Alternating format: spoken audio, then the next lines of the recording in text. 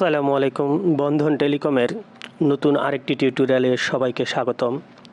আজকের টিউটোরিয়ালে দেখাবো আপনারা কিভাবে নিজেদের পাসওয়ার্ড এবং পিন পরিবর্তন করবেন।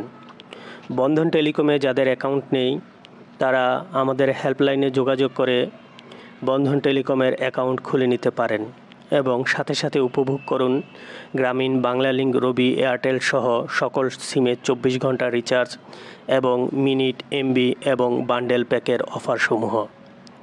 তো পিন এবং পাসওয়ার্ড পরিবর্তন একটা অত্যন্ত জরুরি বিষয়, কারণ আপনি যদি পিন এবং পাসওয়ার্ড পরিবর্তন না করেন তাহলে আপনার অ্যাকাউন্টে অন্য কেউ ঢুকে যেতে পারে। তাই আপনারা অ্যাকাউন্ট খোলার পরে প্রথমেই যে কাজটা করে নেবেন,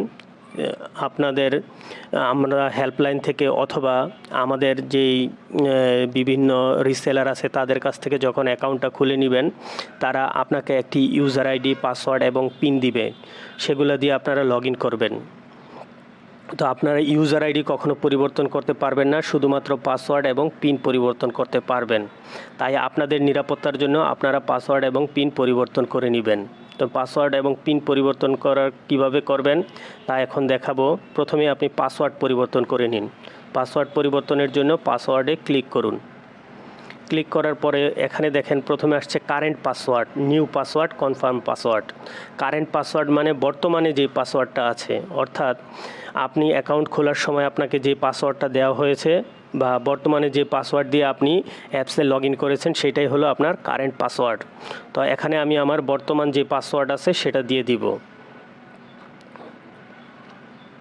আপনারা এখানে যে আয়ের যে একটা বাটন আছে এখানে ক্লিক করলে পাসওয়ার্ডটি দেখতে পাবেন। তো আমার বর্তমান পাসওয়ার্ড এটা আছে। তো আমি নতুন কি পাসওয়ার্ড দিব সেটা এখানে বসাবো।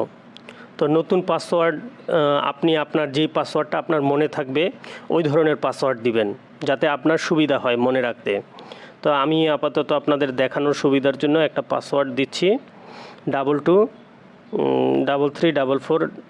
আচ্ছা, একটা নতুন পাসওয়ার্ড দিই, 009988। তো এটা আমি নতুন পাসওয়ার্ড দিলাম। এখানে কনফার্ম পাসওয়ার্ড হলো এই পাসওয়ার্ডটাই আবার এখানে দিতে হবে, যাতে আপনি ভুল না করেন, 009988।